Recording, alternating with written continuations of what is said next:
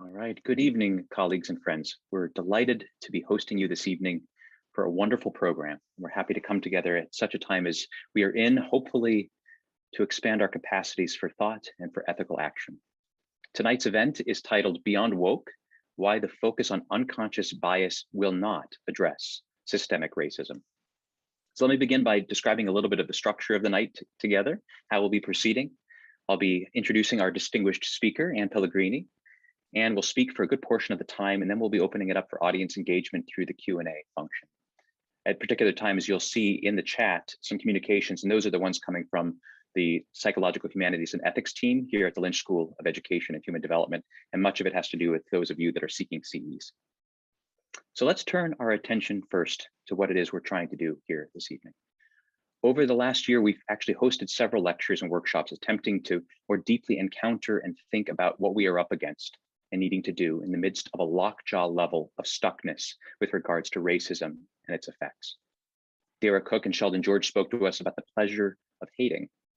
Miriam Jernigan-Nuisi about the very traumatic effects of racism. Homi Bhabha, quite recently, about the ways that the temporal and traumatic relate within systems of racism.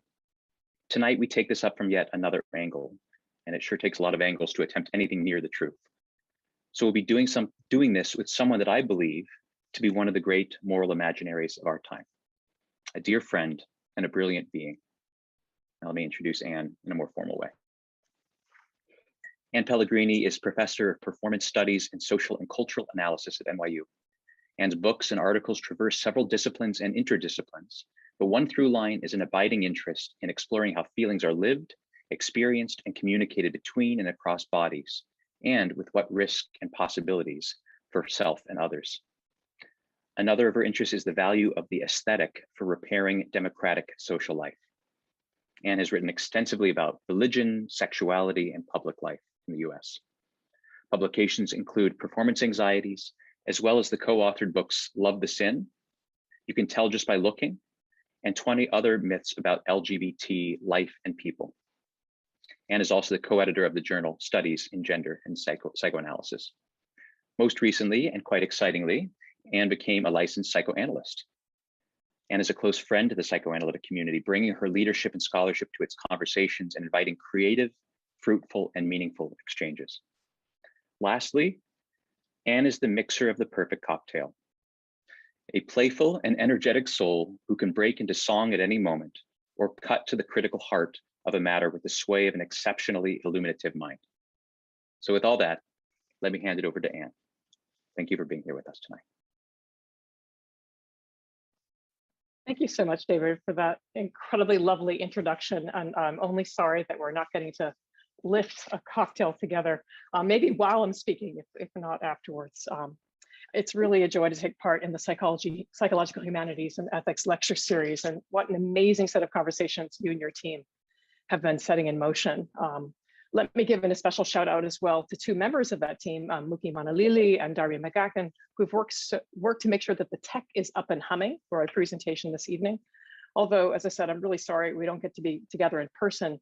I'm thrilled to see so many people in the Zoom room and from far-flung spaces and time zones. It's an indication, I think, of the real hunger to think together and have searching and often difficult conversations about race and racism. And I know that I'm grateful to have the chance to speak this evening about the limits of unconscious bias as a frame for understanding and combating systemic racism. Right, so let me lay out what I'm going to do here. My formal presentation is around 50 minutes. And then, this means we should have about half an hour together for questions and discussion, which I'm really looking forward to. My presentation will be organized around close readings of some legal texts, and I'll intermittently share my screen with you so that you can better follow my discussion of these texts. So here's the first legal text. Let me get the share screen working. All right, so you should be seeing that on a full screen now. Okay.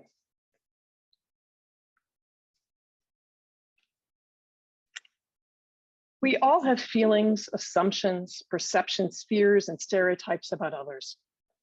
Some biases we are aware of, and others we might not be fully aware of, which is why they are called implicit or unconscious biases. No matter how unbiased we think we are, our brains are hardwired to make unconscious decisions. We look at others and filter what they say through the lens of our own personal experience and background. Because we all do this, we often see life and evaluate evidence in a way that tends to favor people who are like ourselves or who have had life experiences like our own. We can also have biases about people like ourselves. One common example is the automatic association of male with career and female with family. Bias can affect our thoughts, how we remember what we see and hear, whom we believe or disbelieve, and how we make important decisions. I'm here quoting Judge Peter Cahill's instructions to the jury on April 19th of this year in the trial of Derek Chauvin. Judge Cahill devotes one full page out of his 14-page jury instructions to a set of cautions about implicit or unconscious biases. This section runs from the middle of page 12 to the middle of page 13 and is marked off under the subtitle Implicit Bias. The previous 11 pages have included a setting out of the duties of judge and jury, extensive explanation of the 3 counts against Derek Chauvin with a legal meaning of particular terms in those counts, the definition of other words and phrases. The jury has been instructed in the presumption of innocence, the principle of proof beyond a reasonable doubt, the meaning of direct evidence versus circumstantial evidence, the role of expert witnesses and factors in assessing their credibility. Jury members are reminded by the judge that they have been allowed to take notes throughout the trial and are even allowed to take them into the jury room, but they are instructed to rely on their memories. The notes should be used as an aid to memory, Judge Cahill tells them, and not as a substitute for it. And it is right here, after instructing them in the use of notes and their relatively lesser weight in relation to memories, that the judge introduces the concept of implicit bias.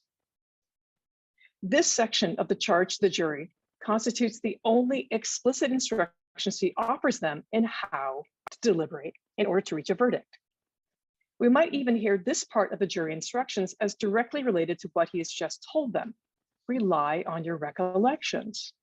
But how, after all, can the jury members reliably do that when how we remember what we see and hear may be shaped and corrupted by biases the jury members may not even know they have?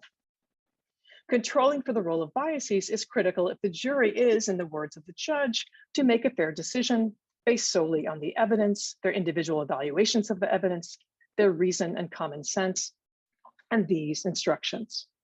Okay. So Judge Cahill offers 4 guidelines to the jury for eliminating the impact of biases, both those we are aware of and others we might not be fully aware of. And you can see them here on your screen. Take the time you need to reflect carefully and thoughtfully about the evidence. Think about why you are making the decision you are making and examine it for bias. Reconsider your first impressions of the people and the evidence in this case. If the people involved in this case were from different backgrounds, for example, richer or poorer, more or less educated, older or younger, or of a different gender, gender identity, race, religion, or sexual orientation, would you still view them and the evidence the same way? Listen to one another. You must carefully evaluate the evidence and resist and help each other resist any urge to reach a verdict influenced by bias for or against any party or witness. Each of you have different backgrounds and will be viewing this case in light of your own insights, assumptions, and biases. Listening to different perspectives may help you to better identify the possible effects these hidden biases may have on decision-making. And finally, resist jumping to conclusions based on personal likes or dislikes, generalizations, gut feelings, prejudices, sympathies, stereotypes, or unconscious biases. Judge Cahill's jury instructions are both utterly ordinary and remarkable. They are ordinary because, as legal scholar Linda Hamilton Krieger explains, in any individual case involving social interaction, perception, or judgment, judges and juries use implicit psychological theories to perform a variety of functions. The functions include assessing the relative credibility of evidence, drawing inferences from facts, and crafting jury instructions. Krieger, a leading figure in a school of legal theory called behavioral realism, also calls these implicit psychological theories naive theories. Krieger and other exponents of behavioral realism point out that legal decision-making inevitably draws on behavioral theories of human motivation. And given this, it's important that these behavioral theories, especially in the case of anti-discrimination law, which is the focus of Krieger's work, it's important that these behavioral theories, quote, be periodically revisited and adjusted so as to remain continuous with progress in psychological science, close quote. Judges are already intuitive psychologists, in Krieger's words. And if they're going to play judge-doctor, and this is philosopher Michel Foucault's term, not Krieger's, I'll come back to this term. If judges are going to assess human motivation and play judge-doctor, then Krieger wants their psychological theories to be empirically robust and consistent with advances in social psychology, right? But how do insights from social psychology make their way into case law?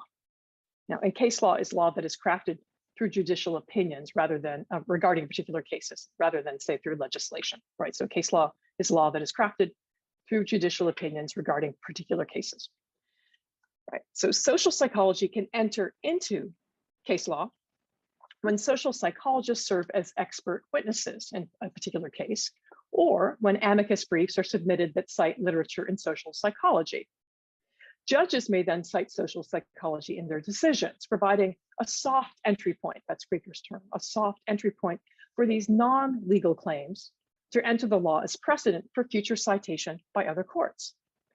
Some vocabulary and insights may even start to become part of a new legal common sense, floating free of the initial footnotes, so to speak. And that is even what seems to have happened in Judge Cahill's instructions to the jury when he mentions implicit bias. And this is the remarkable part about Judge Cahill's quickie tutorial to the jury. Neither the language nor the concept of implicit or unconscious biases is native to the law, but involves an ongoing hybridization of law and psychological sciences, Krieger's soft entry points. The jury instructions in the Chauvin trial evidence this insertion.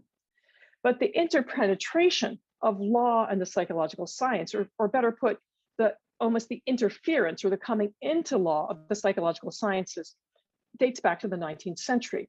This at least is an account provided by Michel Foucault in work in both Discipline and Punish, his 1975 book, and then a series of lectures he gave at the Collège de France on abnormal in the spring of 1975.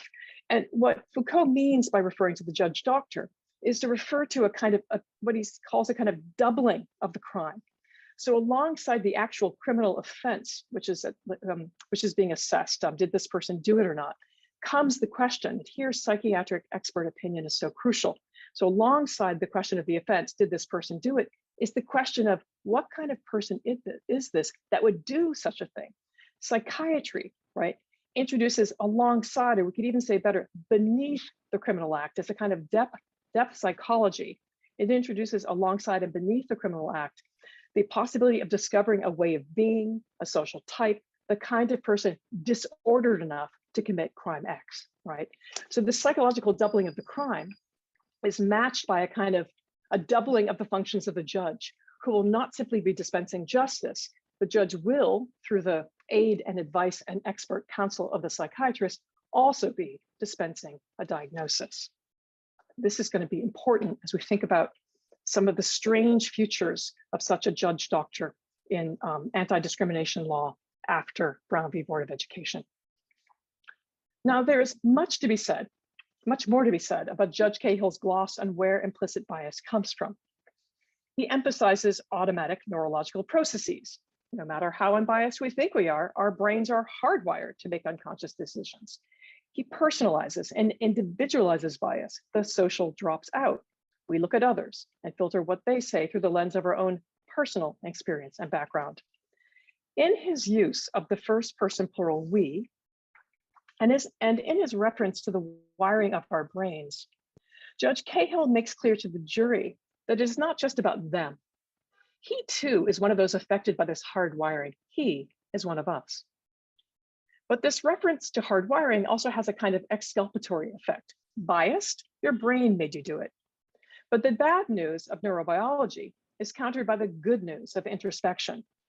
We can all also become aware of how we individually do this and can work to sort of hack our hardwiring and minimize the effects of our implicit biases. That such biases need to be eliminated is what we all, or most of us, would agree to. The question of this paper is whether we can, by the sheer force of will or insight, do this. I'll come back to this question. Now, for the specific purpose of jury deliberations in this specific trial, jury instructions are always given in the specific instance, not as a generalization, right? So for the specific purposes of jury deliberations in this specific trial, Judge Cahill's framing of implicit bias, where it comes from and who has it, is important. The jury cannot feel condescended to or chastised.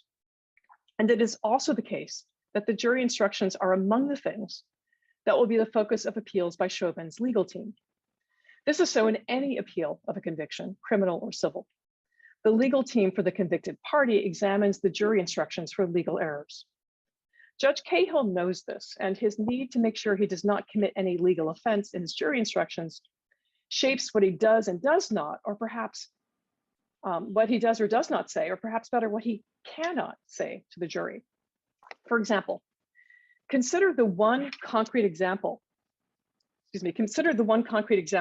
that he does give to the jury of implicit bias, which concerns gender stereotyping. He says, one common example is the automatic association of male with career and female with family. Now, in a case that many observers believe has a lot to do with racism, and where we heard coded racial references from the defense with its references to George Floyd's extraordinary strength as he kicked away the officers trying to arrest him. All right, so the psychoanalytically inclined among us may find Judge Cahill's choice of example bizarre, off the point, and even to be a kind of symptomatic erasure or disavowal of the facts at hand. Why is he talking about gender stereotyping in a case that seems so fundamentally to pivot around questions of race? Certainly, racialized masculinity, but where is the race in this example he gives to the jury? But such a psychoanalytic reading, even as the judge alerts the jury to bias, he's himself erasing race, right? This psychoanalytic reading would actually miss the legal point. Had Judge Cahill given an example of racial bias as his leading example of the implicit bias at work, this could in fact serve as grounds for Chauvin to appeal his conviction, because Chauvin's lawyers could argue that the judge was leading the jury to infer that racial bias played a role in the actions of the defendant, something that was not in fact explicitly introduced into evidence in the trial. Hence, I think, the example of implicit bias being one to do with a kind of race-neutral gender, as if there's any such thing as race-neutral gender. Now, some of the limitations of Judge Cahill's gloss on implicit bias may thus be due to the exigencies of the law, what he is required not to say. But some of these same limitations, the depoliticizing and individualizing aspects of implicit bias, as he explained to the jury, are actually, I'd argue, baked into the concept of implicit or unconscious bias. And it's these very limitations I want to suggest that may make them insertable into US law in the first place. That is, US law is amenable to the insertion of a notion of implicit bias because it's already drained of a particular kind of politics. It's already individualized and so fits the notion of liberal subjectivity. Krieger and other advocates for behavioral realism believe that making law consistent with the most recent thinking in social and cognitive psychology will help law to ameliorate discrimination. But my own worry is that the ways that modern psychological science and psychiatry enter the law may actually serve to reinforce discrimination and structural inequality. These concerns are not mine alone, nor are they recent. For example, let's turn to Brown v. Board of Education. This is the landmark 1954 Supreme Court case that held that segregated schools violated the 14th Amendment guarantees of equal protection. Chief Justice Earl Warren, writing for unanimous court, and a unanimous court with an opinion written by the Chief Justice, signals that the court believes that the opinion they're about to give, the opinion they are giving, is of urgent importance. The signature of the Chief Justice, a unanimous court. This is like big, bold underlining of the opinion, right? So Chief Justice Warren, writing for unanimous court, cites Kenneth and Mamie Clark's famous doll studies, these dolls in which both white and black children are given two dolls to choose from, a black doll and a white doll, and they're told, show me the doll that is pretty, nice, and you want to play with, right? So Warren cites Kenneth and Mamie Clark's famous doll studies to underscore the negative psychological and educational effects on black children. Segregated schools generate a sense of inferiority, in Warren's words, in black children, which, quote, affects the motivation of a child to learn. Segregation, with the sanction of law, therefore, has a tendency to retard the educational and mental achievement of black children and to deprive them of some of the benefits they would receive in a racially integrated school system, right? And you can sort of see the block quote on the page right now, and that's what I just read to you from this block quote. Here, the court is citing a passage from a lower court in Kansas. So Brown v. Board of Education actually is brings together three court cases challenging the practice of legally segregated schools, right? The case out of Kansas is the case that lends its name to this trio of cases, Brown v. Board of Education.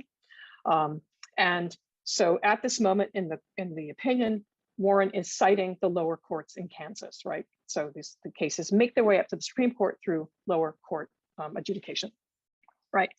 So what's fascinating is that the lower court in Kansas, in its opinion, points to the negative impact of segregation on Black children, even as that same lower court upheld segregated schools, doing so on the basis of Supreme Court precedent in Plessy v. Ferguson from 1896. So basically, the Kansas court says, look, there's the evidence that segregated schools are actually work to the detriment of Black children, but we actually can't do anything about that because the law of the land says that separate but equal is constitutionally permissible, right? The lower court is bound by Plessy, right, which is one of the most notorious rulings in Supreme Court history for the way it upheld racial segregation and enshrined separate but equal in the law. The Supreme Court in Brown overturns Plessy and removes constitutional cover for separate but equal. And I do want to stress this, it removes constitutional cover for separate but equal. But the actual practice of segregation in public schools continues. Here we are, nearly 70 years after Brown. And in fact, the segregation of public schools is about the same today, percentage-wise, as it was in 1954, right? So you might not be able legally to require segregated schools, but in practice, it continues, right? So the court in Brown overturns Plessy, removing constitutional cover for separate but equal. And the court underscores the distance between then and now, between 1896 and 1954, in part by drawing on the authority of modern psychological science. After quoting the passage from the Kansas court about the sense of inferiority conveyed to Black children by segregated schools, Chief Justice Warren writes, quote, whatever may have been the extent of psychological knowledge at the time of Plessy v. Ferguson, 1896, this finding is amply supported by modern authority. And this modern authority has a list of names attached. Footnote 11, which occurs at the end of the sentence, cites first and foremost Kenneth Clark, right, his study Effect on Prejudice and Discrimination on Personality Development. As you can see, the ordering of citations in this footnote is neither chronological nor alphabetical, which invites us to see the order of citations as indicating the order of importance given to the cited works by the court. I'm going to say a little bit more about the actual controversy that this citation of social science, of social psychology created in legal analysis of Brown v. Board of Education. But before doing that, I do want to just mention something else. I think this is very important, that Brown v. Board of Education is considered a landmark case, right? It's sort of a towering case in the history of Supreme Court jurisprudence, and an example that is often given as showing us the kind of forward march, the progress narrative of not just legal jurisprudence in this country, but of the American narrative altogether, that whatever the faults, and they were many, right, of our founding, with the promise of liberty and justice for all, how exclusionary it was, still this is forward march in which we come to include more and more people who've been left out, right? So that Brown would fit into that. But one of the things we want to keep in mind, and here I'm mindful of something that Derek Bell talked about in the 1980 essay. Derek Bell is considered to be like the founding father of critical race theory. Something Bell talks about in the 1980 essay on interest, the dilemma of interest convergence, and something also that the legal scholar Mary Dudziak has talked about in a really wonderful piece about the Cold War context of Brown v. Board of Education. All right, that Brown v. Board, 1954, what's happening in the Cold War? Segregation and racial strife in this country was making us look bad. So in the Cold War context, where the Soviet Union and the United States are vying overseas for basically client states, courting other countries to align themselves with us or against us, with the West or with the Soviet bloc, right? America, as shining beacon of democracy to the world, looked pretty bad. So part of what's happening in Brown is that the court is aware of this, right? There's a worry about how the United States is looking overseas, right? So Brown, the decision in Brown commands the unanimity of the court, is also about shoring up the standing of the United States internationally. And you'll see this quote on the page on this slide from Roscoe Drummond. This is discussed in Mary Dudziak's piece. But basically, after Brown, right? And so here's Drummond writing in the European edition of the New York Herald Tribune, and this is important. So Drummond is addressing Europeans, right? This is to speak again about the international policy in which Brown is inscribed, right? The US Supreme Court has given a new definition to un-Americanism. It's ruled that segregated schools are unconstitutional and therefore un-American. So that, again, this Brown has to be seen as advancing US interests abroad, even as, you know, there may well have been the moral mandate the court is advancing to address racial discrimination. It has this other story too, which is about the picture of the US to the world. So it's also about enforcing a picture of a US nation that is still caught up in whiteness, right? We want to think about, this is Derek Bell's analysis of interest convergence. Brown, why did Brown command such support from the white legal establishment, for example, or from white politicians? In part because it serves white interests too. And this is something, as he grows increasingly pessimistic about the promise of civil rights legislation and of Supreme Court jurisprudence around discrimination, part of that pessimism has to do with what happens when there isn't a convergence between the interests of fighting racism and whiteness. Where there is a convergence, maybe you get policies that are trying to end discrimination, but where there isn't that convergence, maybe you get more of the same. That is the history of white supremacy. All right, I'm going to stop my screen sharing for now. So I want to turn now to some of the controversy to do with the court's use of social science, of social psychology, in that famous footnote number 11. As legal scholar Stephen Rich notes, in the eyes of many legal scholars who were otherwise supportive of Brown, the court's citations to social science undermined its integrity. For example, Edward Kahn, writing in the NYU Law Review the same year, basically the year after Brown,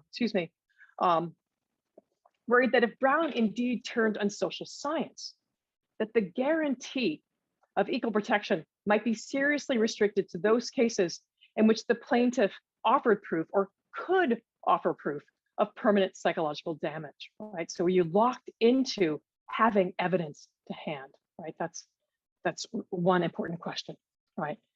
And in his quick, but by no means exhaustive survey of some of the concerns voiced by legal commentators over the Brown Court's invocation of psychological studies, Rich also mentions early worries that footnote 11 of Brown was a mistake that left Brown vulnerable to the charge that it was unjudicial and illegal.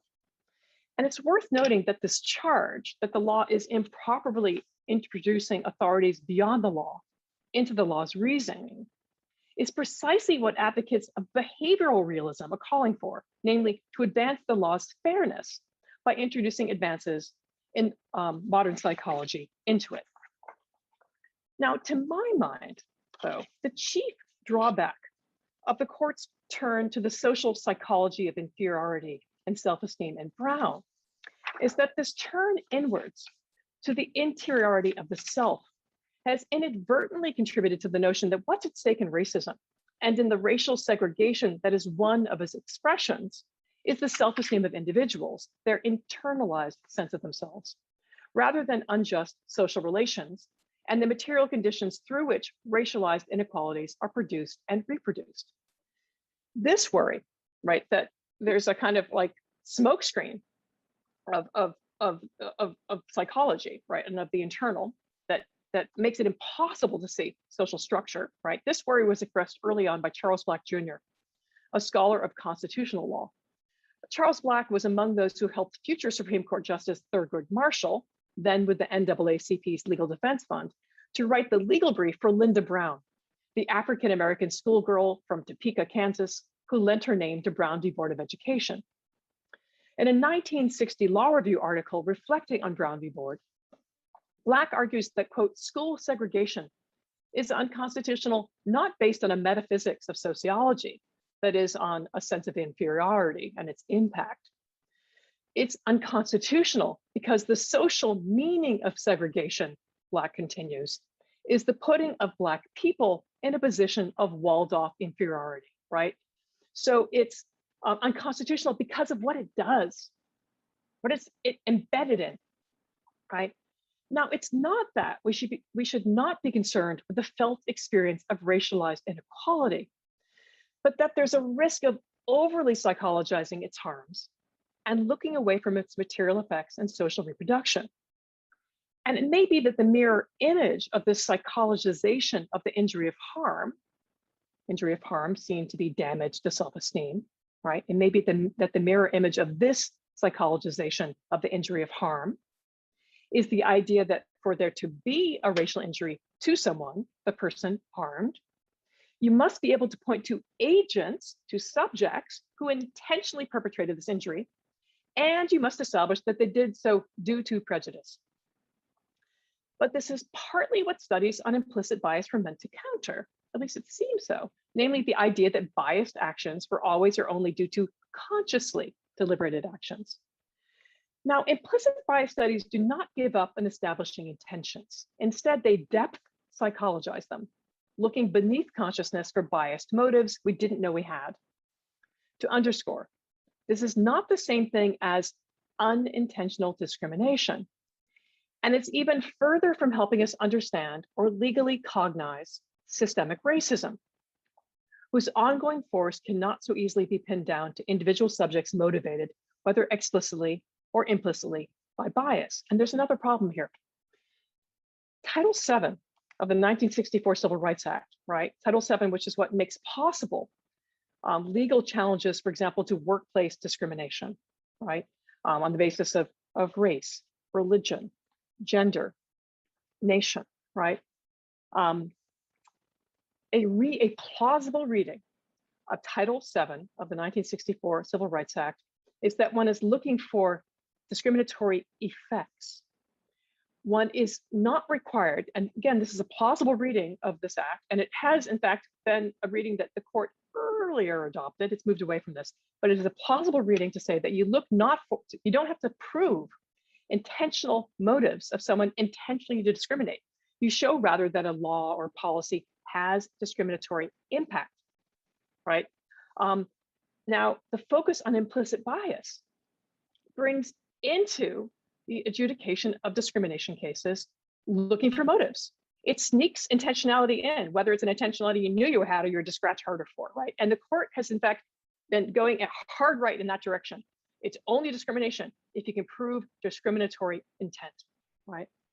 Now, Brown predates, Brown v. Board of Education predates the coinage of the term implicit bias by roughly 40 years. The term is generally credited to psychologists Mahzarin Banaji and Anthony Greenwald and their 1995 book, Blind Spot, Hidden Biases of Good People. But even if you haven't read their book, you may be familiar with the implicit association test, or IAT, that was designed by Banaji, Greenwald, and their colleague, Brian Nozick. 1995 was also the year that Krieger published her first legal essay calling for greater integration of contemporary advances in psychological knowledge about human behavior into anti-discrimination law. Her essay was entitled The Content of Our Categories, a cognitive bias approach to discrimination and equal employment opportunity. 8 years earlier, in 1987, Charles Lawrence III introduced the notion of unconscious bias into legal theory with his influential 1987 paper, The Id, the Ego, and Equal Protection, Reckoning with Unconscious Racism. And this essay has become a classic of a legal movement known as critical race theory, or CRT. I'll be saying much more about CRT momentarily. In that essay, Lawrence speaks of unconscious racism in two ways. He draws on Freudian ego psychology, and he also turns to new developments in cognitive science. Now, first, these are very different languages and models for talking about and theorizing the unconscious. One of them, a psychoanalytic language, a psychoanalytic model, has scarcely been spoken since in the legal literature. Much to Lawrence's own chagrin, what was taken away from readings of his essay, and I have to say, this is considered to be one of the most influential essays in legal history. It's ranked number 60 on the list of most cited American Law Review articles of all time, right? But what was taken away from readings of his essay is a focus on the way that individual actions may be motivated by bias individuals are unaware of. And this was not his main interest, all right? And this is my second quick point about his essay. He wanted to pivot from making a case for unconscious racism of individuals to identify the origins of such individual bias in a kind of shared cultural unconscious. And were we to speak in a different psychoanalytic register, perhaps we could think with Laplanche and think about the mythosymbolic, right? What's available to format the unconscious, right?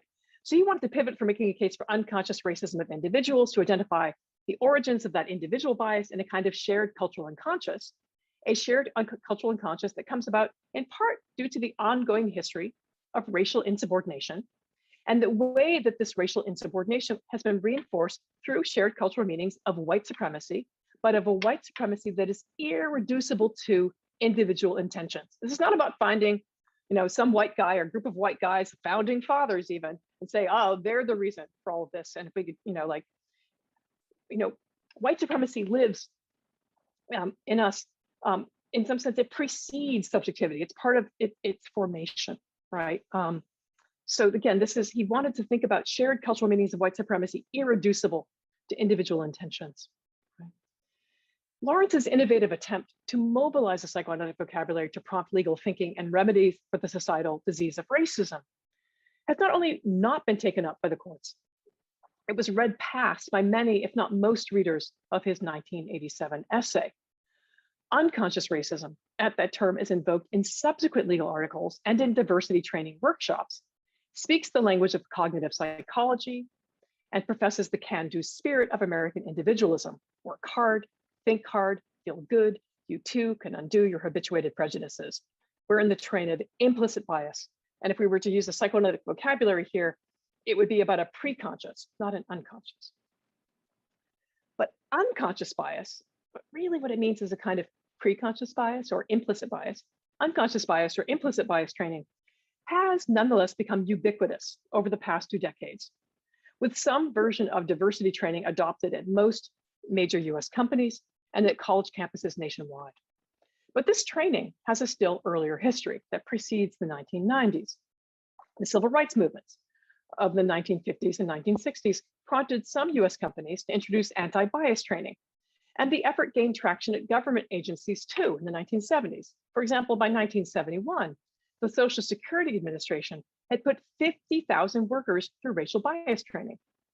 And the adoption of anti-bias training in private companies and in federal and state agencies was spurred by new anti-discrimination laws, right? So again, under Title VII of the 1964 Rights Act, which I mentioned earlier, right? So under Title VII of the 1964 Civil Rights Act, private companies, unions, and employment agencies were barred from discriminating on the basis of a number of things, but race, which is most salient for the conversation we're having this evening. And then in 1973, Congress amended Title VII so that it would apply to the entire federal government, and therefore the entire federal workforce, and that also extended Title VII to apply to state and local agencies that employed more than 15 people, right? So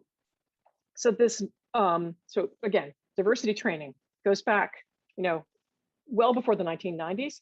We can sort of see this move in the 1950s, 1960s, 1970s, which is responding to growing anti-discrimination laws, So companies and state and federal agencies want to be on the right side of the law, right? So, but then we could go back even further. And I think this is really important to think about in the context of neoliberalism. The workshops to address bias in the workplace are also drawing on an earlier set of workplace practices that have to do with human resource management. As early as the 1920s and 1930s, a whole new management science was growing up, which was trying to figure out how to adjust workers, not to coerce them, but to adjust workers to the ways in which they were fitting into industrialized workspaces and into also like white collar workspaces. How do you adjust them, right? How do you manage that most precious resource, which is human, the human worker, right? So think of the language of human relations. We have human resources departments, we have human relations departments in lots of large scale organizations. And they start developing workshops, right? Workshops to help the workers get along, right? And this sort of starts developing in the 1950s and 60s into sensitivity training, not yet anti-bias training, but this provides some of the energy for the later development of anti-bias workshops. And again, I really want to emphasize, it has one of the genealogies of the diversity training we're so familiar with today, right, is human management science and the interest in producing the right kind of worker who will get along with coworkers. And as you start to have, in the wake of Brown and in the wake of a subsequent decision in the 1950s, this is the decision having to do with the Montgomery bus boycott. So actually the sort of a set of laws and court decisions that are doing away with legal segregation. You're now integrating workforces that were previously segregated. Now you have to deal with workers getting along, not just, sort of, everyday human relations. Does, how well do Joe and Jim get along? But now you have to think about how basically white workers are responding to a newly integrating workforce. So now alongside human relations is the question of race relations. But both are being subject, again, to this notion of a kind of administering, like this human management system, which is about administering workers, right? And we really need to think about this because in the neoliberal context within which diversity training is operating at companies and at universities nationwide. All right. I'm happy to talk more about this in our discussion period as well, right? All right. So again, long history to diversity training. It's there. Going back at least to the 90s. Before that, we have a prehistory of it. So what's going on now, right? Why the attack on diversity training, the ferocious attack on it now? Arguably, in the wake of the May 2020 murder of George Floyd and the nationwide protests against anti-Black racism that it ignited, and to which more and more white Americans were paying attention. Why? Because so many people were at home because of the pandemic, at home, observing social media, right? There were more white Americans tuned into the 1920 incarnation of Black Lives Matter than had tuned in during when Black Lives Matter first emerged, right? And actually, many white Americans tuned in as Black Lives Matter emerged in the wake of the murders of Trayvon Martin, for example, or of the death of Michael Brown, right? A lot of white Americans tuned in and got turned off, right? But something else is happening in May of 2020, right? So we have the murder of Floyd, the nationwide protests against anti-Black racism that ignited the different ways in which white Americans were tuning into that, right? So now in September 20, right? So that's May of 2020 is the murder of Floyd, series of protests over the long summer and into the fall. In September 2020, both unconscious bias training and critical race theory come under ferocious attack from the Trump administration, which issued an executive order that conflates CRT, critical race theory, with diversity training and bans unconscious bias training at any workplace in the US that received federal monies. And this ban effectively means you can have no diversity training at any college or university in the country because basically every college and university in the US gets federal monies. Now, this executive order was effectively canceled by President Joe Biden as one of his first executive actions. And yet I'm going to spend the next long section of this talk on a close reading of Trump's executive order. But why do I do this? It's no longer legally efficacious. First, what Trump said and still says and what his administration did are not singular instances of racism. On the contrary, Trump openly exposes, present tense, a sensibility that runs through so many aspects of American life, actively shaping institutions of governance up to and including the Supreme Court. There is thus something exemplary rather than exceptional at work in Trump's executive order. Second, even though President Biden overturned this executive order as one of his first acts in office, versions of it have been passed into law in Idaho, Oklahoma, Tennessee, Texas, Iowa, New Hampshire, Arizona, and South Carolina. I need two hands, and actually soon I'm going to need three to count out all the states, because these are just the states where this legislation had passed by August 13th, 2021. It's pending in a bunch of other states with Republican-controlled legislatures, right? Now, of the legislation that has passed so far, only Idaho's mentions critical race theory by name, right? But as Rashawn Ray and Alexander Gibbons of the Brookings Institutes explain, all the state laws in question effectively, and now I'm quoting Ray and Gibbons, all the state laws in question effectively, quote, ban the discussion, training, and/or orientation that the US is inherently racist, as well as any discussions about conscious and unconscious bias, privilege, discrimination, and oppression. These parameters also extend beyond race to include gender lectures and discussions, close quote. Strikingly, and I've been reading this legislation across the states in which it is thus far passed. Strikingly, the same wording appears verbatim over and over in these state laws. For example, Oklahoma's version states that, quote, no teacher, administrator, or other employee of a school district, charter school, or virtual charter school shall require or make part of a course the following concepts. One race or sex is inherently superior to another race or sex. Two, this is the other concept you can't teach. An individual by virtue of his or her race or sex is inherently racist, sexist, or oppressive, whether consciously or unconsciously. Right, the law goes on and on, but this is the passage I wanted to pull out from Oklahoma. Compare this to Texas's newly passed legislation, which says that, quote, no teacher, administrator, or other employee of a state agency, school district, or open enrollment charter school may require or make part of a course the concept that, here we are, number one again, one race or sex is inherently superior to another race or sex. Two, an individual by virtue of the individual's race or sex is inherently racist, sexist, or oppressive, whether consciously or unconsciously. Verbatim, the same language as appears in the Oklahoma law. And as we shall shortly see, these divisive concepts, these are some of the divisive concepts you can't teach. All of these divisive concepts appear in the Trump executive order from September of 2020. And this is more than coincidence. The Trump executive order was a road test. So it was actually exemplary in a very direct way. Groups like the Heritage Foundation, the Concord Fund, and Montana's 1776 Foundation have all been drafting model legislation to fight a problem that doesn't actually exist, but no matter the facts. Republicans hope to ride the controversy over critical race theory and the divisive concepts supposedly being taught in its name, even when the name critical race theory isn't mentioned by name. They're hoping to ride this controversy into a Republican majority in the House and Senate in the 2022 midterms.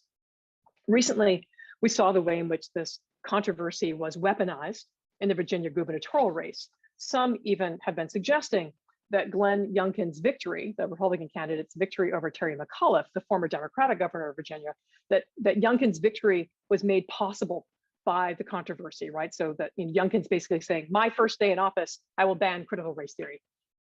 Now, it's actually ambiguous if the controversy over CRT is the reason that Youngkin defeated Terry McAuliffe.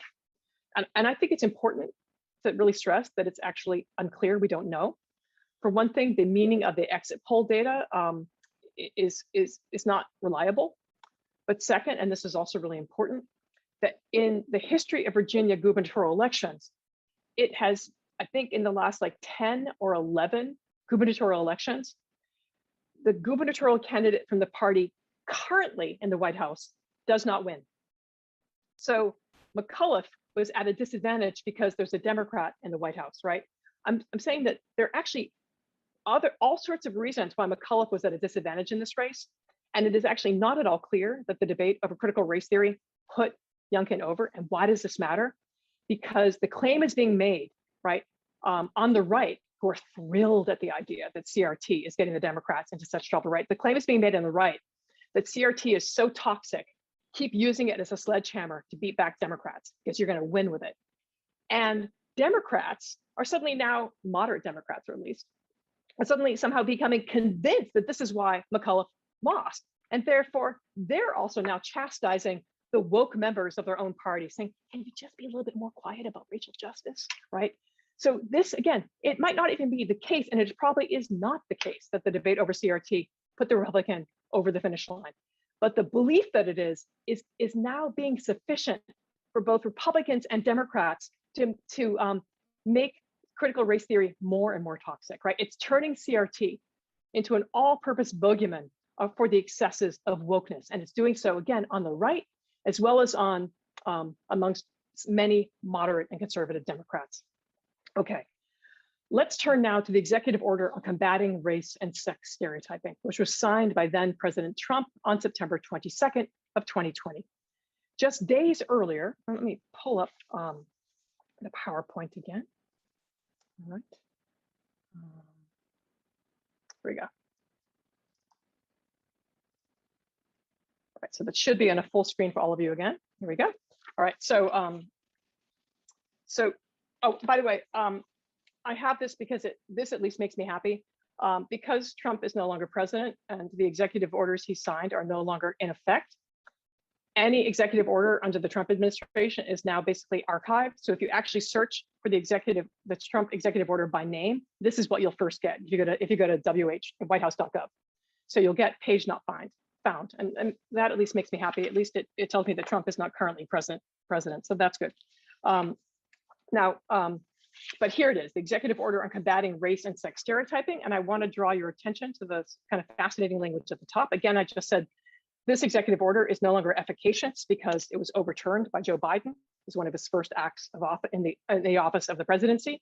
So you'll see at the very top of this page, right, that it says this is historical material frozen in time. The website is no longer updated and links to external websites and some internal pages may not work. So frozen in time means basically it again of no longer of any legal effect, but we're keeping these documents that belong to this earlier administration. Frozen in time is really fascinating to think about psychoanalytically, and maybe we can play with that together in the discussion afterwards, right? Now, just days earlier, right? So right before, oops, let's go back, right? The executive order is issued on September 22nd, 2020. Just days earlier, on September 17th, Trump had given a speech announcing a 1776 commission to teach patriotic education. And here are his words. America's founding set in motion the unstoppable chain of events that abolished slavery, secured civil rights, defeated communism and fascism, and built the most fair, equal, and prosperous nation in human history, close quote.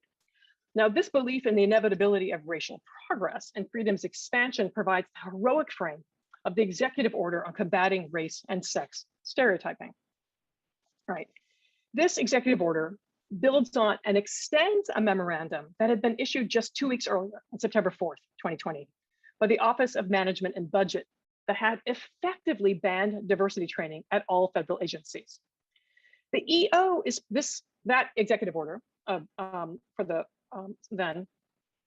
one we're talking about, for executive order on combating race and sex stereotyping, is thus part of a cluster of coordinated recent attacks on critical race theory, or CRT, an intellectual movement that arose in the US Legal Academy in the late 1970s and 80s to explain the persistence of racism despite important civil rights victories, such as Brown v. Board in 1954, the Civil Rights of 1964, the Fair Housing Act of 1968. Critical race theory attempts to understand structural or systemic racism, the various ways that racism is built into the everyday life of everybody and into such social institutions and state bureaucracies as law and education. And importantly, the concept of structural racism better explains ongoing racial inequalities than does a focus on the racist acts or racist motives of a few or even a lot of racist individuals. Think, for example, of the disproportionate impact of COVID-19 on people of color. This is an example of structural racism at work, and its deadly effects cannot be traced to the deliberate, intentional actions or omissions of a racist individual or group of individuals who alone are to blame. The force of racism pours through and contours the social, forming and deforming individual and group possibilities. And we have to do without angels or devils, good or evil, splittings that psychoanalysis, in any case, teaches us to distrust. Now, Trump's executive order on combating race and sex stereotyping has three stated rationales, and we can see them here. They lead off the executive order. First, right, to promote economy and efficiency in federal contracting. Second, to promote unity in the federal workforce. And third, to combat offensive and anti-American race and sex stereotyping and scapegoating. A few things to note right away. The first, to promote economy and efficiency in federal contracting, sets the tone of the executive order by situating it within the economic and bureaucratic logic of neoliberalism to promote efficiency. Now, bureaucratic organizations are also conductors of structural racism. Again, even well-intentioned individuals can and routinely do devise and carry out policies that have racially discriminatory effects without doing so on purpose. And this is also why being woke is not enough to end racial inequality. Being woke is good, but it's also not enough. The second stated rationale to promote unity in the federal workforce speaks the language of human resources management. With its interest in reducing any static, and human relations are prone to this, right? And with its interest in reducing any static that would get in the way of a workplace's smooth and profitable operation. But it is this third and final stated element to combat offensive and anti-American race and sex stereotyping and scapegoating that gives this executive order its proper name, the Executive Order on Combating Race and Sex Stereotyping. This turn of phrase is what makes this executive order deceptively appealing. I mean, who's going to speak up for race and sex stereotyping? But note too, this important recalibration from combating race and sex stereotyping in the executive order's title to combating offensive and anti-American race and sex stereotyping and scapegoating in the body of the executive order. As we'll come to see, what makes a particular claim of race or sex offensive is that it runs counter to the nation's founding story. And this founding story appears in section 1 of the executive order, purpose. It marches us through a triumphant history of we the people, as always already committed to principles of equality for all people. It's a kind of originalist, all lives matter. And I'm gonna keep this up on the screen so you can read it, right? It's a strange origin tale. It starts at the Civil War of the mid-19th century. It leaps to the Civil Rights Movement of the mid-20th. And then it identifies in both of these a fulfillment of the founder's dream that all men are created equal. And fascinatingly, the heroic Americans mentioned in this passage are all either Black, the heroic Black soldiers of the 54th Massachusetts Infantry Regiment, civil rights activists of Montgomery and Selma, Martin Luther King Jr., or they're in some way allies in struggles for Black equality, such as Lincoln and those who gave their lives in the battlefield of Gettysburg. Unnamed in this text are the forces that required such acts of heroism, the obstacles that heroic Black Americans and their allies had to overcome. That is to say, what's ghosted here is white supremacy. By starting at the Civil War, the executive order leaves out the whole history of slavery. We get a flash of 1776, but left out of here is 1619, the year that the first kidnapped enslaved Africans were brought as property to what would become the United States. Then, by leapfrogging to the Montgomery bus boycott of 1955-56, the executive order story of America rushes past both the extra-legal as well as the legal state-sanctioned violences of Jim Crow. By this rhetorical sleight of hand, anyone who is American is baptized after the fact of our original sin, slavery, genocide, ostensibly uninvolved and unimplicated in the conditions that established the nation. Bathed in the blood of those who fought and died at Gettysburg, and of those who marched and were bloodied from Selma to Montgomery, we Americans are all heroes now. What's more, we are bleached of the stains of the past. Section 1 of the executive order contains 2 references to Dr. King's dream of a colorblind future. It turns out that future is now. Having leached out the enslavement of African people from American history and having contorted this history into an anti-racist teleology, it was always already going this way. The executive order insinuates that color blindness is the end game of anti-racism. And taking us down a rabbit hole of false equivalences, the executive order scrambles not only history, but also our thinking. We're being gaslit by this executive order. Down is up and up is down. This is how we end up with the following perplexing proposition. It is, we are told, opposition to racism and sexism, not racism and sexism themselves, that offend American values, thus necessitating this executive order. The executive order goes on to list certain divisive concepts, and we've already heard them, right, in the state legislation that I quoted to you, but the state legislation came second. They got it from this document and from the model laws being prepared by right-wing organizations, right? So the executive order lists certain divisive concepts that are to be banned from any federally funded diversity training to ensure that this opposition will not be allowed to offend American ideals. These divisive concepts turn out to be any ideas that intimate that racism and sexism are structural, historically enduring, and in excess of any individual's motives or acts. And here is where that recalibration I mentioned earlier, from combating race and sex stereotyping to combating offensive and anti-American race and sex stereotyping scapegoating, right? Here's where that recalibration kicks into high gear. The executive order refers ominously to a destructive ideology grounded in misrepresentation of our country's history and its role in the world. Now, neither critical race theory nor Black Lives Matter is directly named in the executive order, but we know from the larger historical context of the executive order's issuance that its distorted image of one of them, CRT, is being used to discredit the other, Black Lives Matter and other anti-racist activisms and anti-racist thinking more broadly. Although the executive order explicitly names sex stereotyping as an area of concern, in fact, the historical conditions cited to explain the reason for the executive order only pertain to race. No references are made to sex or sexism in the heroic foundation story that leads off the executive order. This may lead one to speculate. One might speculate that concerns over sex stereotyping are just tacked on for added heft, or perhaps to take the heat off racism. In one particularly astonishing passage, critical analysis and teaching about the ways whiteness is built into American law and social institutions are equated to discredited notions of the 19th century's apologists for slavery, who, like President Lincoln's rival, Stephen A. Douglas, maintained that our government was made on the white basis by white men for the benefit of white men.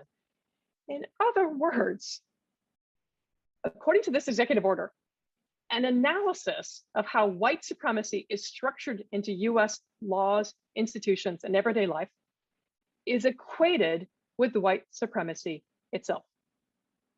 Put still more bluntly, the institution of slavery turns out to have been critical race theory before the name. The EO cannily, that is the executive order, cannily collapses the difference between using racial categories as a way to analyze and combat discrimination and the use of racial categories to ground discrimination. To name race is itself the preamble to racism. A colorblind approach, the executive order's logic suggests, is more equitable to people of color, who will not have to shoulder the weight of their difference because their difference from whiteness will no longer be called to attention, to the attention that is of white people. In the end, the doctrine of colorblindness comforts white people because it shields them, shields us from having to consider not only other races, but our own racialization.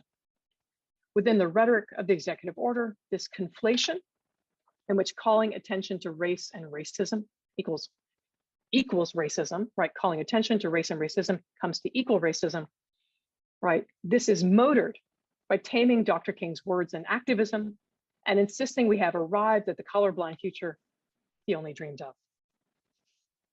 But what if we take seriously this word dream, right? What if we take seriously this word dream? thinking and speculating with Jose Esteban Muñoz's conception of queerness and queer utopia as an always receding point on the horizon that we squint to see, but never finally arrive at. What if Dr. King's dream, right? What if Dr. King's dream of a time when his children will be judged not by the color of their skin, but by the content of their character, right? What if this is also in a future perfect, a will have been that never arrives? And the struggle towards is the point. We may never get there. What's more, the there at which activists for social justice aim may have to keep shifting because the forces that oppose social justice adjust to conserve power. Right. In the history of sexuality, I'm going to talk about, turn to, I think, another resource for thinking helpfully about sort of the ongoing force of racism, right? In the history of sexuality, Michel Foucault famously asserts that power is everywhere, but so too is resistance. Where there is power, he writes, there is resistance, and yet, or rather consequently, right? This resistance is never in a position of exteriority in relation to power. Right? Now, that this is so tells us nothing about the motives of any given instance of resistance, nor its likelihood of success. In fact, Foucault suggests, right? In fact, Foucault suggests any success is only ever temporary because resistance generates fresh resistance in its wake. Power, to put it differently, regroups. But then again, so does resistance. I know I'm being very abstract right now, but stay with me, right? Foucault offers a picture of relations of power, right? Flexibly responding to fractures in it, recuperating breaks and challenges. So the particular form of struggle, let's say even legal struggle, a particular language that advances, let's say, advances the terms of anti-discrimination, right?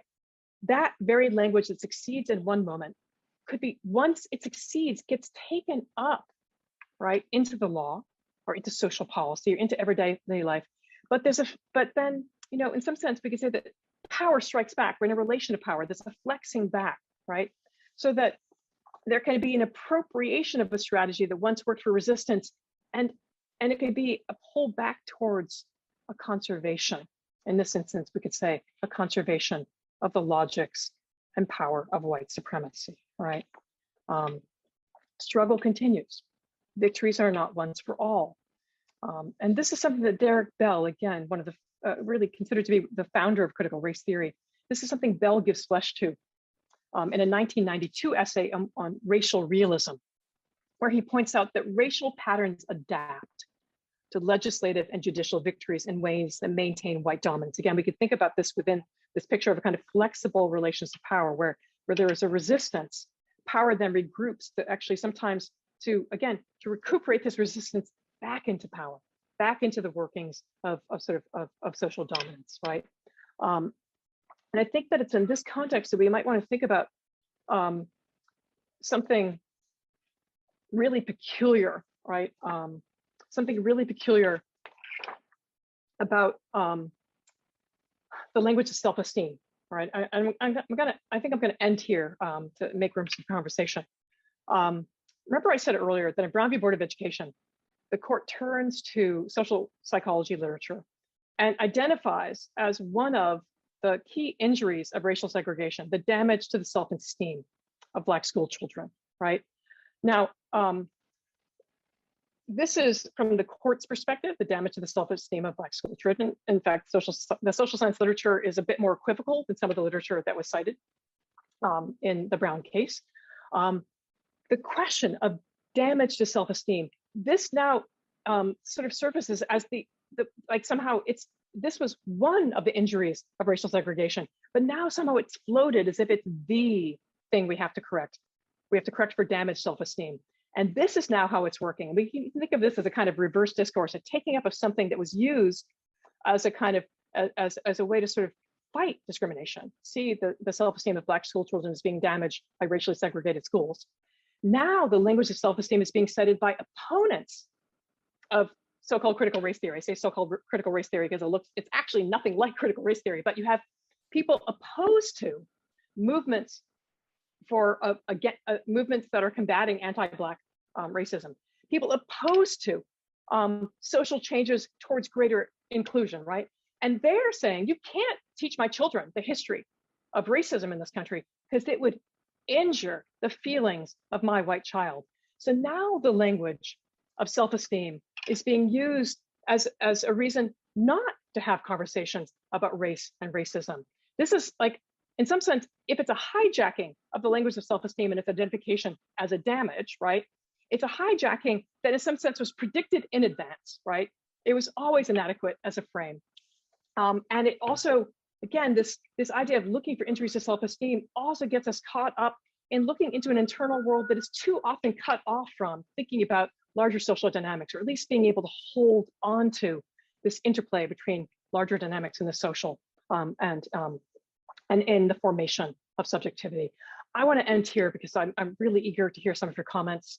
And thank you again for the invitation to speak to you tonight and present some of this new work. Thank you so much, Anne. That was absolutely exceptional. And I want to invite the audience. We have about 12, 13 minutes. And the best way to do this is to throw your questions in the question and answer function at the bottom of the screen, and we'll see it pop up here, and I will pose the questions to Anne. I know as I was listening to you, I kept thinking, I wish you'd go down this rabbit hole. Oh, I wish you'd give another lecture on this. Oh, CRT as the all-purpose boogeyman. I want to hear more about that. Genealogies of diversity training. Absolutely would love to hear that talk, along with the neoliberal context of diversity training. And then the flexing back of power, appropriations, and conservation. I think that is something so critical for us to be able to keep exploring and seeing the ways that that functions. So I know that those are your next 3 lectures. I just want to, okay, all right. Yeah. Well, all Foucault all the time with a lot of critical race theory, right? Absolutely, absolutely. So I see a couple things are coming in here. Self-esteem and concept of microaggression. I'm wondering if you're familiar with Lilienfeld, 2017. Might you comment on his deconstruction of the concept of microaggression and the problems related to validation of such concepts? I'm not sure if that's something that you could take up. Wow, I don't know that article, and thank you for bringing it to my attention. So I can't comment on that, but I think one of the things I want to say about the question of sort of like microaggressions, I'm not saying that it's not important to sort of note sort of the particular way, the ways in which everyday language, everyday bodily gestures can actually sort of be reinforcing sort of hierarchies of various kinds, right? And that it's worth calling attention to them. But I think it seems to me a mistake to think that this is to sort of put all our eggs in that basket, and to sort of miss the larger sort of picture of sort of the structural. And I think maybe the other aspect here that I'm thinking about is this focus on self-esteem and Brown. Again, I think it's interesting. There's a sense in which the focus on self-esteem and Brown was actually told, even though maybe in Kenneth Clark were African-American sort of psychologists, they were doing this really important work because they wanted to advance the cause of anti-discrimination. I think there's a way in which when the court takes it up, they're imagining this sense of inferiority, so that it's being told from the standpoint actually of whiteness, imagining how Blackness must feel in a racially segregated space. It cannot imagine, right, that being in a Black space could actually feel like solidarity, like could actually feel good and enabling and vitalizing, right? And there are a lot of debates that have been going on for a long, long time about whether or not the move to desegregate schools was sufficient, especially because also, first of all, it never worked, right? We haven't actually desegregated public schools, but that the problem wasn't simply that schools were segregated. The problem was that there were not equal resources, material resources, flowing to Black school children, right? And their teachers, right? So again, this focus on self-esteem makes that seem like that's what's at stake without seeing the larger material context. And I think maybe there's some link to a particular kind of, maybe this is even something, again, I think we need to really think hard about as psychologists and psychoanalysts, a vulgarization of trauma, a vulgarization of the concept of trauma, such that an injury to self-esteem is somehow seen as traumatic, right? And I don't think that's helpful. I think it actually makes it impossible for us to talk about legacies of trauma in a profound way. It also assumes in advance that we know the meaning of a particular experience of racism or racist violence. And here I'm very grateful to ongoing work from Saketopoulou, who's been sort of making some of these points, which I've learned from. Great, thank you, Anne. One playful, sweet question that's actually a compliment, and then I'll get to another question that's actually a question. The first playful one is, can you do this as a short version on the Rachel Maddow show? It would be so timely. You're brilliant and articulate. So not a real question, but wanted you to hear it. And then the next one, if we should be more concerned with systemic racism rather than looking to blame individual bad actors, what role does so-called cancel culture play? Does holding individuals accountable shift our focus away from the structural forces that we need to be more concerned with? That's an excellent question. Yeah, it's a wonderful question. Thank you for it. So I think that it's a really good question for the following reasons. I think there's a conflation between canceling someone and accountability.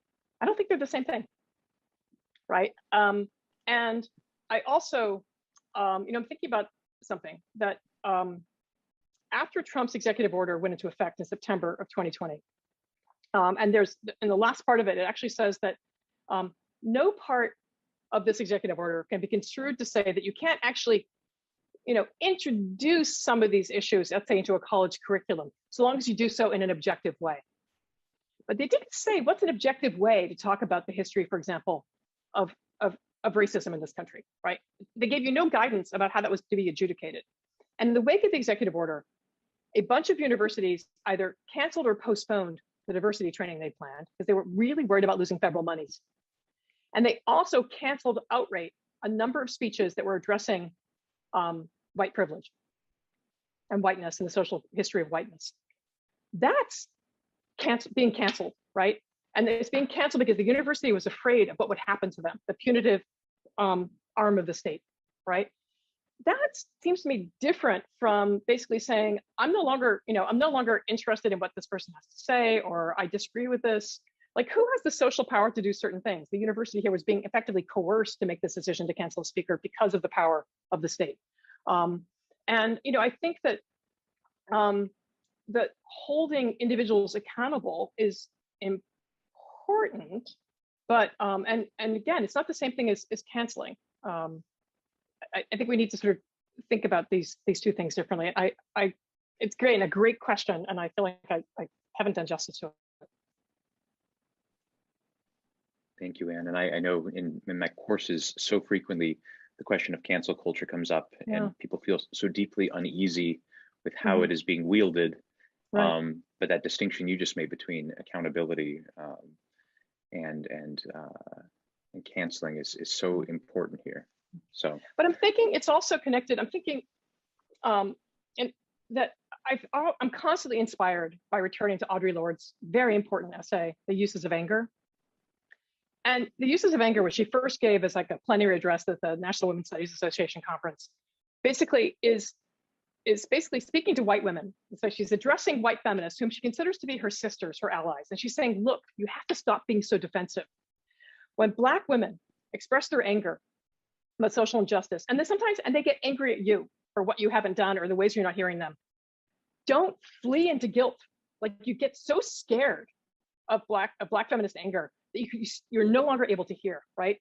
Instead, like Lorde is saying, you got to stay with the anger, right? In this sense, she's saying to white women, stay with the anger, listen into the anger of these Black feminists with whom you want to be in solidarity, right? Don't flee from it. And don't flee from it by fleeing into guilt, like, woe am I, I'm such a bad white person. That is just the narcissism of whiteness, right? Instead, from within anger, if we can stay in it, and here in it, actually, I mean, this is the language, like a calling in rather than a calling out. You're not being canceled when someone expresses anger to you, right? What would this allows the possibility for kinds of solidarity that's going to be hard fought, but this is the ground of accountability. It's not cancellation. I think we conflate the a calling out of racism, of homophobia, transphobia, of sexism. Like, this is not the same thing as cancellation, right? Also, who has the power? Like I have the power to cancel. I could just go through a laundry list of Republican legislators I would love to cancel, as if I could, as if my little Twitter is canceling them. No, they just get bigger paychecks when they go to give a speech at a right-wing think tank.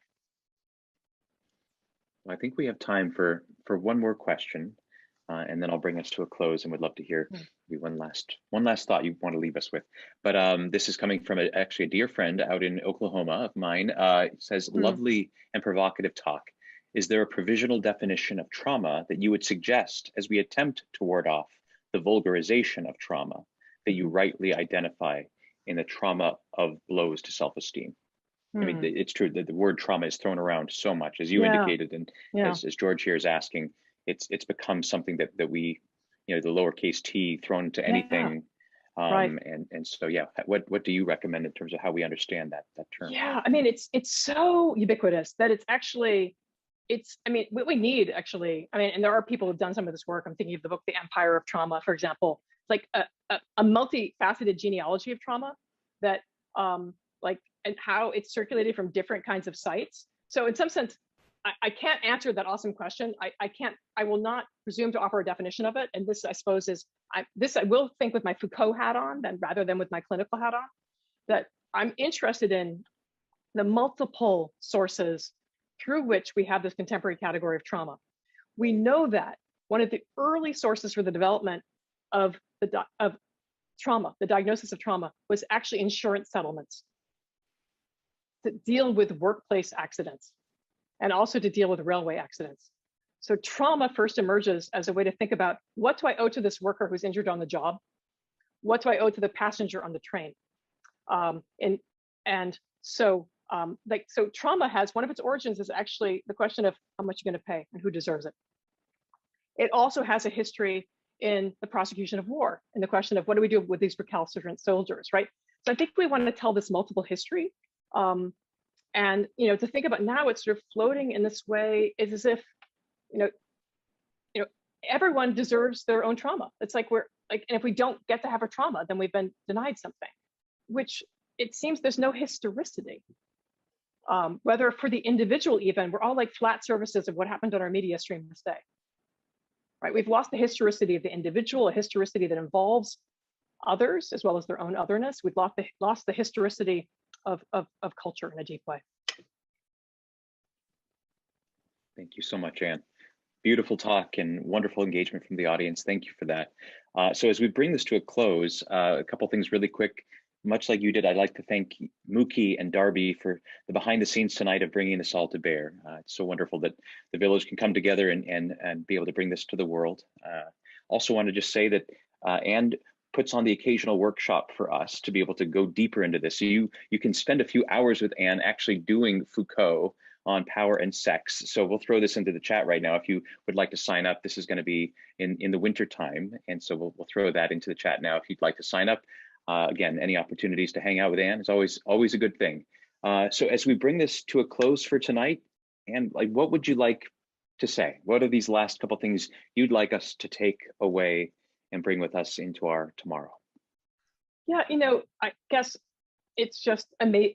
I'm so grateful for the conversations you're producing. I'm happy to be part of it. And I just feel like, the more conversations that we're puzzling over and slowing down, and I'm so hungry for it. So I'm just really grateful to have had this presentation forced me to do some more thinking through the sort of strange, puzzling ways in which self-esteem is floating around. And so basically, just let's all keep talking and listening, maybe listening more than talking, some of us especially. I talked a lot tonight.